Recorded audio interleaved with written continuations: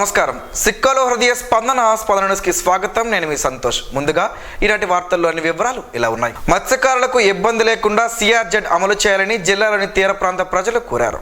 పర్యావరణ ప్రజాభిప్రాయ సేకరణ సదస్సు శ్రీకాకుళం జిల్లా కోస్టల్ జోన్ మేనేజ్మెంట్ ప్లాన్ ఖరారు నిమిత్తం సిఆర్జెడ్ నోటిఫికేషన్ విడుదలపై తీర ప్రాంత ప్రజలు అధికారులతో ప్రజాభిప్రాయ సేకరణ నిమిత్తం గురువారం జిల్లా కలెక్టర్ కార్యాలయ సమావేశ మందిరంలో జిల్లా రెవెన్యూ అధికారి ఎం గణపతిరావు అధ్యక్షతన ఏర్పాటు చేశారు. ఈ సందర్భంగా సమావేశంలో ఆయన మాట్లాడుతూ సిఆర్జెడ్పై అందరూ మాట్లాడి మీ అభ్యంతరాలు, సూచనలు, సలహాలు తెలియజేయాలన్నారు.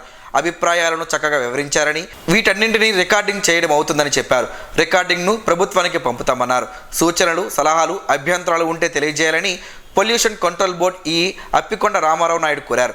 ఈ సందర్భంగా ఆయన మాట్లాడుతూ ఈ సమావేశంలో వ్యక్తపరిచిన అభిప్రాయాలు, సూచనలు, సలహాలు, అభ్యంతరాలను ఎటువంటి మార్పులు లేకుండా రిపోర్ట్ తయారు చేసి ప్రిసైడింగ్ అధికారి అనుమతితో పర్యావరణ, అటవీ, వాతావరణ మార్పు మంత్రిత్వ శాఖకు పంపించడం జరుగుతుందని తెలియజేశారు. ఈ సమావేశంలో DPO Venkateswararao, Kovvada deputy collector L Lakshmanarao, మత్స్యశాఖ జిల్లా అధికారి శ్రీనివాసరావు, ఏఈ హరీష్, తీర ప్రాంత మండలాలు, గ్రామాలకు చెందిన గ్రామ పెద్దలు తదితరులు పాల్గొన్నారు. గత ప్రభుత్వంలో వెబ్లాండ్ పేరుతో రైతు భరోసా ఎగ్గొట్టారని, ప్రతి రైతు భూమిని వెబ్లాండ్లో పెడతామని, గత ప్రభుత్వంలో జరిగిన పొరపాట్లు జరగకుండా రైతు భరోసా ఇస్తామని ఏపీ వ్యవసాయ శాఖ మంత్రి అచ్చెన్నాయుడు పేర్కొన్నారు. ఇప్పుడున్న కౌలు రైతు చట్టం రద్దు చేస్తామన్నారు. ఓసీ కౌలు రైతుకు రైతు భరోసా ఇవ్వకూడదని చట్టంలో పెట్టారని వెల్లడించారు. 2019లో జగన్ చేసిన చట్టాన్ని రద్దు చేసి 2016లో చేసిన చట్టాన్ని అమలు చేస్తామని పేర్కొన్నారు. ప్రతి కౌలు రైతుకు బ్యాంక్ రుణాలు, ప్రభుత్వ పరిహారం అందజేస్తామని మంత్రి హామీ ఇచ్చారు. ఓసీ రైతులకు కూడా రైతు భరోసా ఇవ్వాలని ఎమ్మెల్సీ లక్ష్మణరావు మండలిలో అడిగిన ప్రశ్నకు మంత్రి సమాధానమిచ్చారు. కేవలం ఎస్సీ, ఎస్టీ, బీసీ కౌలు రైతులకు మాత్రమే రైతు భరోసా అందించారని ఎమ్మెల్సీ లక్ష్మణరావు చెప్పారు.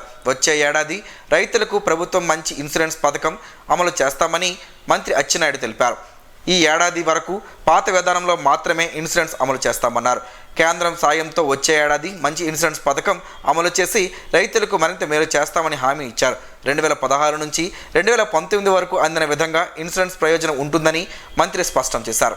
16 నుంచి 19 వరకు తెలుగుదేశం ప్రభుత్వం అధికారంలో ఉండేటప్పుడు ప్రతి సంవత్సరం ఖరీఫ్కి, రబీకి ఇన్సూరెన్స్ చేసి సకాలంలో ఇన్సూరెన్స్ కంపెనీకి చెల్లించి 110, 120, 130, 170% వరకు కూడా సకాలంలో రైతులకు ఇన్సూరెన్స్ అందే విధంగా బ్రహ్మాండమైనటువంటి కార్యక్రమం చేశాం.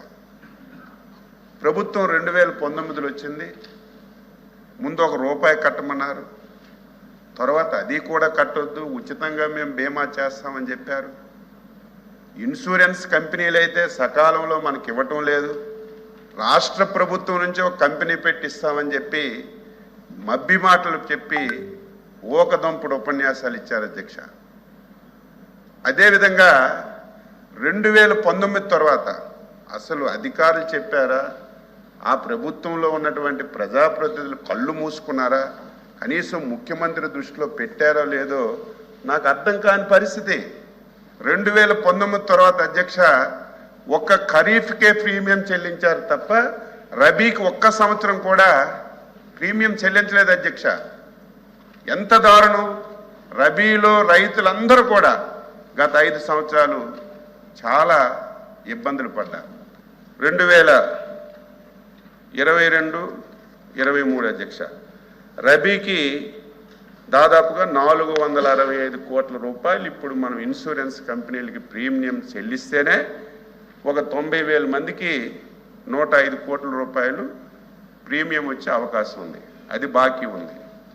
అదేవిధంగా ఖరీఫ్కి 1287 కోట్లు చెల్లించాలి రాష్ట్ర ప్రభుత్వం. కనీసం దాని మీద దృష్టి పెట్టలేదు. నేను మొన్న చూస్తే ఆశ్చర్యం వేసింది. ఎందుకంటే సకాలంలో మనం చెల్లిస్తేనే ప్రైమ్ మినిస్టర్ గారు ఫసల్ బీమా కింద డబ్బులు వస్తాయి, సకాలంలో రైతుకు అందడానికి అవకాశం ఉంటుంది. ఇప్పుడు ఈ 1287 కోట్లు కడితే దాదాపుగా 6.67 లక్షల మందికి ప్రీమియం అందడానికి అవకాశం ఉంటుంది. అరసవెల్లి సూర్యనారాయణ స్వామి దేవాలయంలో సీనియర్ సహాయకులుగా పనిచేసిన కృష్ణమాచార్యులపై విచారణ జరుగుతుందని ఈఓ చంద్రశేఖర్ తెలిపారు. ఈ మేరకు గురువారం అరసవెల్లి కార్యాలయంలో ఏర్పాటు చేసిన మీడియా సమావేశంలో ఈఓ మాట్లాడారు. 50 లక్షల రూపాయల అవకతవకలు జరిగాయని సీనియర్ సహాయకులకు నోటీసులు ఇవ్వగా ఆయన తిరిగి బదిలివ్వలేదని తెలిపారు. దీనిపై తమ శాఖ కమిషనర్కు నివేదిక అందించామని, కమిటీ విచారణ జరుగుతుందని వివరించారు. ఆర్థిక నేరాలపై లోతైన విచారణ జరుగుతున్నట్లు తెలిపారు. ఆలయంలో శాశ్వత ఉద్యోగులు కొరత ఉన్నందున అవుట్సోర్సింగ్ ఉద్యోగులపై ఆధారపడాల్సి వస్తుందని చెప్పారు. తనతో పాటు 3 మాత్రమే రెగ్యులర్ ఉద్యోగులు ఉన్నారని, మిగిలిన వారు కాంట్రాక్ట్ అవుట్సోర్సింగ్ పద్ధతిలో ఉద్యోగాలు చేస్తున్నట్లు చెప్పారు. శ్రీకాకుళం నగర అభివృద్ధికి సాధ్యమైన ప్రణాళికలు సిద్ధం చేసి ప్రత్యేక దృష్టి సారిస్తున్నామని శ్రీకాకుళం మున్సిపల్ కార్పొరేషన్ ప్రత్యేక అధికారి జిల్లా కలెక్టర్ స్వప్నిల్ దినకర్ పొన్కర్ పేర్కొన్నారు. స్థానిక నగరపాలక సంస్థ కార్యాలయంలో గురువారం అధికారులతో నిర్వహించిన సమీక్షలో ఆయన మాట్లాడారు. నగరపాలక సంస్థలో విలీనమైన గ్రామాల్లో 106 కోట్లతో మంచినీటి సరఫరా పనులను ప్రతిపాదించామని, వీటికి త్వరలోనే టెండర్లు పిలుస్తామని, మొదటి దశలో పాత్రిని వలస, పెద్దపాడు గ్రామాలలో 24 కోట్లతో ఇంటింటికి మంచినీటిని సరఫరా చేసేందుకు టెండర్లు సిద్ధం చేశామని చెప్పారు. అలాగే రానున్న 3 నెలల్లో నగరపాలక సంస్థ మొత్తం డ్రైనేజీ వ్యవస్థను పటిష్టం చేస్తామని, అందులో భాగంగానే మిర్తిబట్టికి 40 కోట్లతో పనులకు రీటెండర్లు పిలవడం, సీవేజ్ ప్లాంట్ 30 కోట్లతో తిరిగి పనులు ప్రారంభిస్తామన్నారు. పారిశుద్ధ్య నిర్వహణ 100% పక్కాగా జరగాలని, డ్రైనేజీల నుంచి పూడిక తొలగింపు విషయంలో అలసత్వం వద్దని, 20 టన్నుల సామర్థ్యం గల 3 టిప్పర్లను ఏర్పాటు చేసి చెత్తను కాపులపాడు పవర్ ప్లాంట్కు తరలించామని చెప్పారు. ఖాళీగా ఉన్న ప్రైవేట్ సైట్ల యజమానులకు నోటీసులు పంపించి పొదలు తొలగించాలని, వాటికి ప్రహరీలు కట్టించుకునేలా ప్రోత్సహించాలని, ఖాళీ సైట్లకు పన్ను వసూలు చేయాలని చెప్పారు. సమీక్షలో commissioner Challa Obulesh, public health EE Sugunakar Rao, municipal engineer Gangadhar Rao, engineering, planning, revenue తదితర సిబ్బంది హాజరయ్యారు. లయన్స్ క్లబ్ సెంట్రల్ సేవలు మరింత విస్తృతం కావాలని శ్రీకాకుళం జిల్లా superintendent of police Maheshwar Reddy ఆకాంక్షించారు. జిల్లా నూతన ఎస్పీని లయన్స్ క్లబ్ సెంట్రల్ ప్రతినిధులు మర్యాదపూర్వకంగా కలిసి క్లబ్ చేస్తున్న సేవా కార్యక్రమాలను వివరించారు. ఈ సందర్భంగా ఎస్పీ మాట్లాడుతూ నిత్య సేవలలో భాగంగా సంస్థ తరపున చేస్తున్న సేవలు అమోఘమని, వర్షాకాలంలో ఎక్కువ మొక్కలు నాటే కార్యక్రమంపై ప్రత్యేక దృష్టి సారించడం అభినందనీయమన్నారు. క్లబ్ ద్వారా నిరంతర సేవలు కొనసాగిస్తూ ముందుకెళ్లాలని కోరారు. భవిష్యత్ కార్యాచరణలో ప్రజలకు ఉపయోగపడే కార్యక్రమాలు నిర్వహిస్తే అందుకు పూర్తి సహకారం పోలీస్ శాఖ నుండి అందిస్తామని తెలిపారు. Lions International zone chairman Ponnada Ravikumar, mentor Natukula Mohan, DC doctor B Devabhushanam, secretary doctor Paidi Sindhura సహకారంతో సేవలను మరింత విస్తృతం చేస్తామని, ఎస్పీ సూచనల మేరకు ఎన్విరాన్మెంట్పై దృష్టి సారిస్తామని డాక్టర్ బొడ్డెపల్లి సురేష్ తెలిపారు. కార్యక్రమంలో సభ్యులు ఉర్లం శివతేజ, పొడుగు చరణ్ తదితరులు ఉన్నారు. గొండు శంకర్ ప్రారంభించిన అన్నా క్యాంటీన్ ఉచిత భోజన కార్యక్రమం నిర్విఘ్నంగా కొనసాగుతూ పేదలకు అండగా నిలుస్తుంది. నగరంలోని పేదలు, అనాథలు, అభాగ్యులతో పాటు వివిధ ప్రాంతాల నుండి నగరానికి వచ్చే అన్నార్థులకు సైతం ఆకలి తీరుస్తూ అందరి మన్నలను అందుకుంటుంది. మండు వేసవిని, వర్షాకాలాన్ని కూడా లెక్క చేయక నేటికి 462 రోజులుగా పేదోడి కడుపు ఒక పూటైనా నిండాలన్న గొండు శంకర్ ఆశయానికి అనుగుణంగా అన్నా క్యాంటీన్ సిబ్బంది కృషి చేస్తున్నారు. నాణ్యతలో లోటు రానివ్వకుండా రుచికరమైన భోజనాన్ని వడ్డిస్తున్నారు. అడిగిన వారికి లేదనకుండా తిన్నవారు సంతృప్తి చెందడమే తమ ఆనందంగా భావిస్తూ అన్నా క్యాంటీన్ కొనసాగుతుంది. పాతపట్నం నియోజకవర్గంలో community health centres, primary health సెంటర్స్లలో వైద్యులు, పరికరాలు, మందుల కొరత లేకుండా చర్యలు చేపట్టాలని రాష్ట్ర వైద్య ఆరోగ్య శాఖ మంత్రి సత్యకుమార్ యాదవ్కు ఎమ్మెల్యే మామిడి గోవిందరావు విజ్ఞప్తి చేశారు. ఈ మేరకు మంత్రిని సచివాలయంలో కలిసి వినతి పత్రం అందజేశారు. వైద్య సేవలను అందించేందుకు 50 పడకలు గల పాతపట్నం సిహెచ్సిని 100 పడకలకు పెంచాలని కోరారు. అలాగే కొత్తూరులో గతంలో మంజూరై పాలకొండకు తరలించబడిన సూపర్ స్పెషాలిటీ హాస్పిటల్ను యథావిధిగా కొత్తూరులోనే ఏర్పాటు చేసేటట్లు చూడాలని మంత్రికి కోరగా సానుకూలంగా మంత్రి స్పందించినట్లు ఎమ్మెల్యే తెలిపారు. అఖిల భారత యువజన సమాఖ్య రాష్ట్ర సమితి పిలుపులో భాగంగా ఈరోజు టెక్కలి మండల కేంద్రంలో అఖిల భారత యువజన సమాఖ్య టెక్కలి నియోజకవర్గం సమితి ఆధ్వర్యంలో మత్తు పదార్థాలపై తక్షణమే చర్యలు తీసుకోవాలని ర్యాలీ, మానవహారం కార్యక్రమాన్ని చేపట్టారు. ఈ సందర్భంగా ఏఐవైఎఫ్ రాష్ట్ర సహాయ కార్యదర్శి మొజ్జాడ యుగంధర్, జిల్లా అధ్యక్ష కార్యదర్శులు గోరు వాసు, కొన్న శ్రీనివాసరావులు మాట్లాడుతూ అనేక ప్రాంతాల నుండి మత్తు పదార్థాలు, గుట్కా, ఖైనీ వ్యాపారాలు కొనసాగిస్తున్నాయని, వాటిని నిలువరించడంలో ప్రభుత్వ అధికారులు, పోలీస్ వ్యవస్థ జాప్యం చేస్తున్నాయని ఆరోపించారు. భారతదేశంలో యువత ఎక్కువ మంది ఉన్నప్పటికీ ఈ మత్తు పదార్థాల ద్వారా దేశంలో ఆదాని, అంబానీ లాంటి కార్పొరేట్ వ్యక్తులకు పోర్టులు అప్పగించి ఆ పోర్టుల ద్వారా డ్రగ్స్, హెరాయిన్, కొకైన్ లాంటి మత్తు పదార్థాలు దేశవ్యాప్తంగా యువత వద్దకు చేరే విధంగా వ్యాపారాన్ని కొనసాగిస్తున్నారని ఆందోళన వ్యక్తం చేశారు. తక్షణమే జరుగుతున్న మత్తు పదార్థాల వ్యాపారాన్ని, గుట్కా, ఖైనీ అమ్మకాలను నిషేధించాలని, లేని ఎడల అఖిల భారత యువజన సమైక్య ఆధ్వర్యంలో ప్రత్యక్ష పరోక్ష పోరాటాలను ఉధృతం చేస్తామని హెచ్చరించారు. ఈ కార్యక్రమానికి ఏఐఎస్ఎఫ్ పూర్తి సంఘీభావం తెలిపింది. ఈ కార్యక్రమంలో ఏఐఎస్ఎఫ్ జిల్లా అధ్యక్షులు సిహెచ్ రవి, ఏఐవైఎఫ్ నాయకులు ప్రేమ్, చందు, కిషోర్, గురుమూర్తి, విద్యార్థులు పాల్గొన్నారు. అత్యంత వెనుకబడిన కులాల్లో ఒకటైన నాగవంశంలో పేదల సంక్షేమానికి ఒక నిధిని ఏర్పాటు చేయాలని నగరానికి చెందిన వివిధ రంగాల ప్రతినిధులు నిర్ణయించారు. గురువారం రాత్రి విశ్రాంత తహసీల్దార్ పొడుగు శ్యామ్ నివాసంలో కుల సంఘం అధ్యక్షుడు మొఖర వెంకట మల్లేశ్వరరావు ఆధ్వర్యాన జరిగిన సమావేశానికి ముఖ్య అతిథిగా వచ్చిన గుర్రం జాషువా అవార్డు గ్రహీత కవి, జర్నలిస్ట్ నల్లి ధర్మారావు పాల్గొని మాట్లాడారు. సంఘం బలోపేతానికి అందరూ కృషి చేయాలని, కులానికి చెందిన ఉద్యోగులు, పెన్షనర్లు, ఇతర రంగాల్లో పనిచేస్తున్న ప్రతినిధులు పెద్ద ఎత్తున సహాయ సహకారాలు అందించాలన్నారు.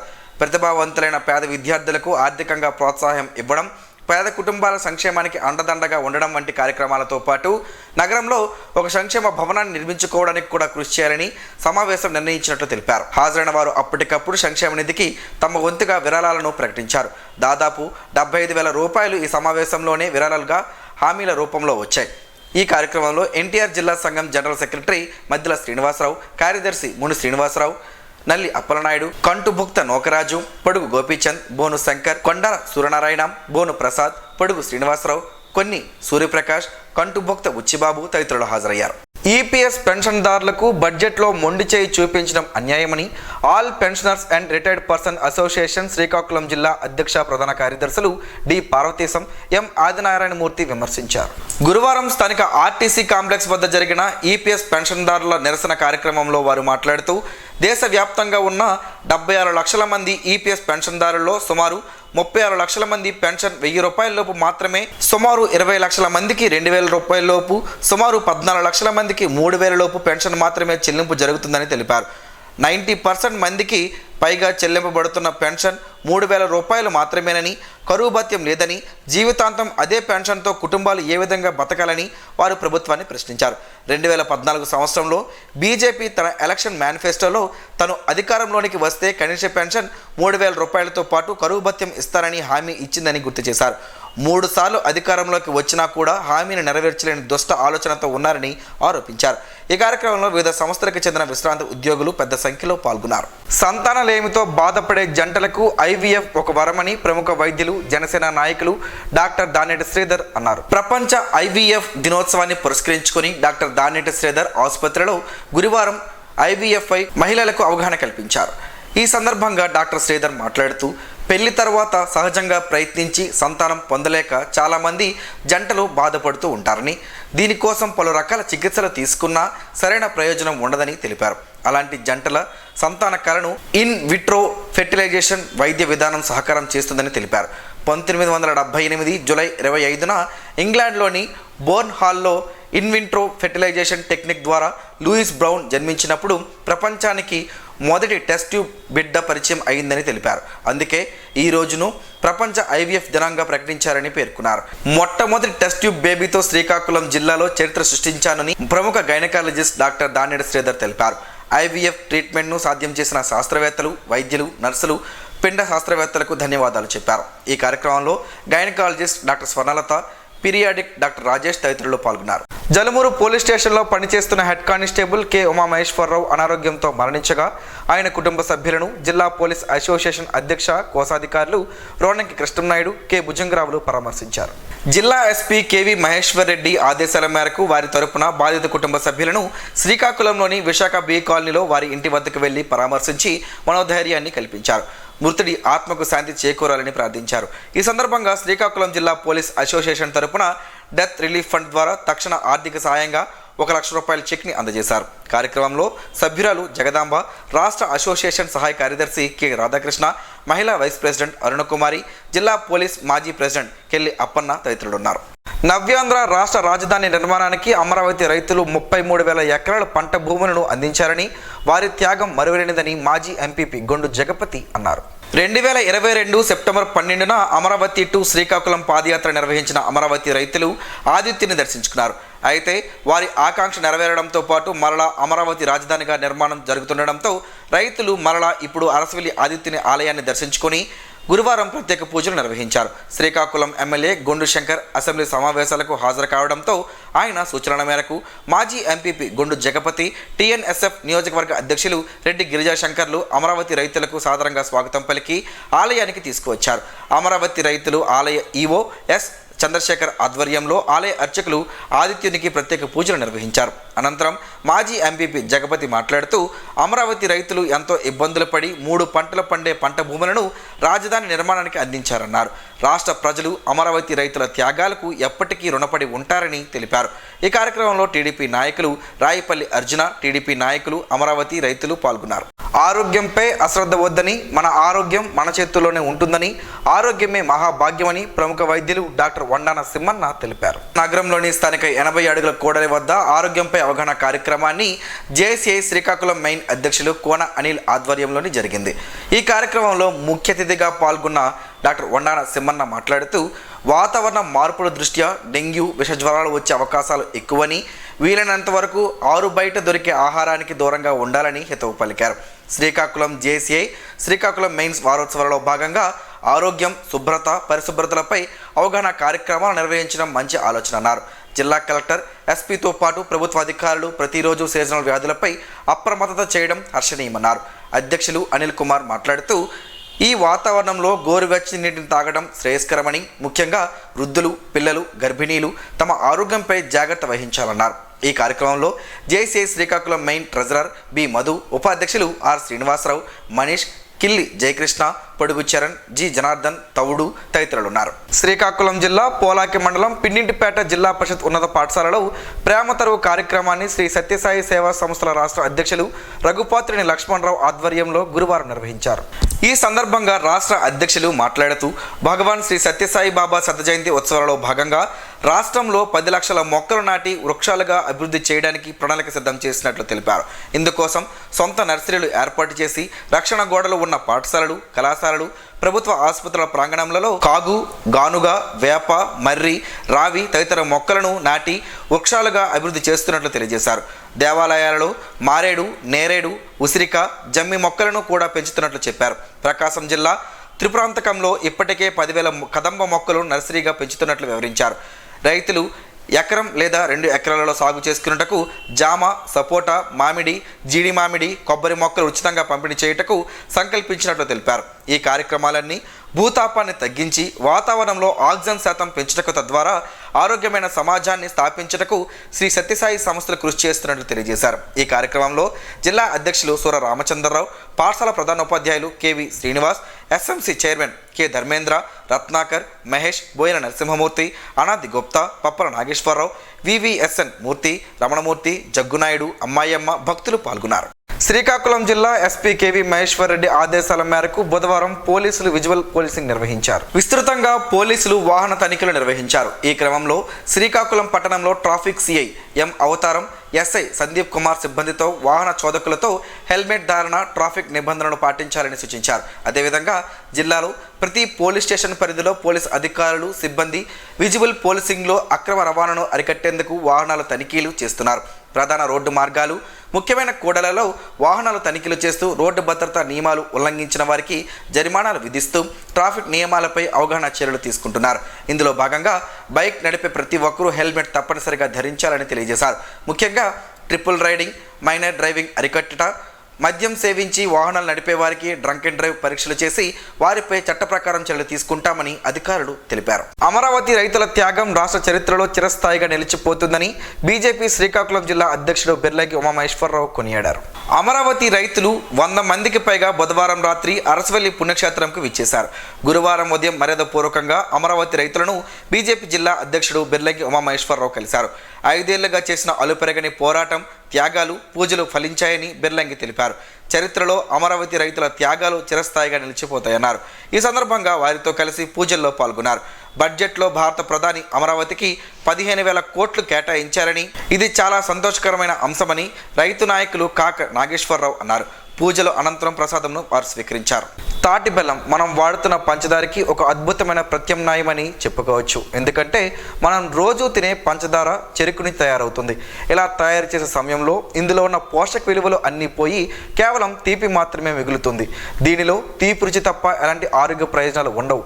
తాటి బెల్లంతో కలిగే ఆరోగ్య ప్రయోజనాలను ఈరోజు ప్రసారమయ్యే ఆరోగ్యమే మహాభాగ్యంలో తెలుసుకుందాం.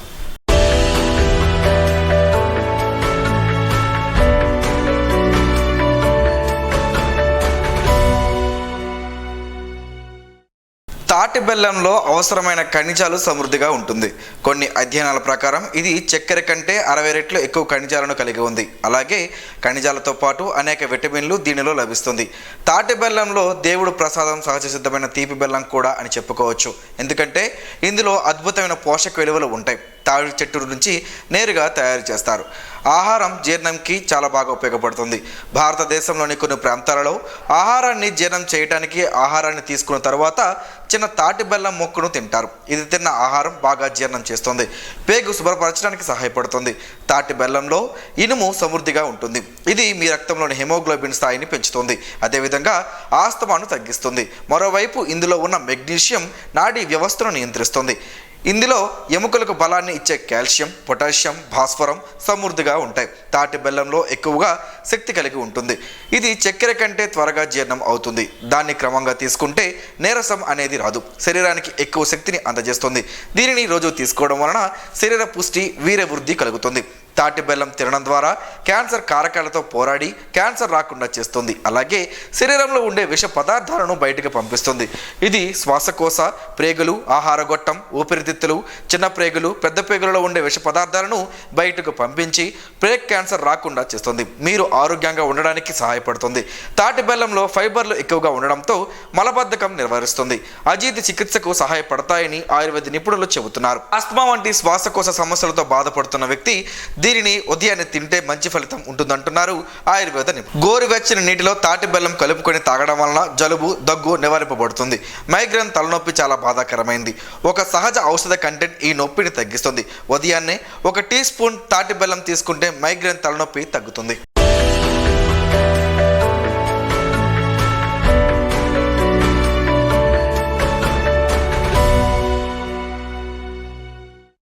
ఈరోజు వార్తల్లో ఒక మంచి మాటను విన్నాం, ఆచరిద్దాం. సమాజ శ్రేయస్సును కాంక్షించే మహనీయుల మాటల్లోంచి ఈరోజు. జీవనం గమనం గమ్యం. ఋషి చింతన. అంతరాత్మ హెచ్చరించినప్పుడు వినకుంటే, శిక్ష పడినప్పుడు పరమాత్మ మౌనం వహిస్తుంది. చట్టబద్ధం కాని సంతోషానికి ప్రతిఫలం చట్టబద్ధమైన బాధ. హద్దులేని అనుభూతికి అగుపించని సత్యమే ఆధారం. ఓం శ్రీ గాయత్ర్యై నమః. స్పందన ప్రేక్షకుల కోసం స్పందన న్యూస్ని ఇప్పుడు యూట్యూబ్లో అందుబాటులో ఉంచడమైంది. SDV స్పేస్ స్పందన అని టైప్ చేసి వీక్షకులు తమ అనుకూలమైన సమయంలో న్యూస్ని వీక్షించగలరు. ఈ వార్తలు ఇంతటితో సమాప్తం.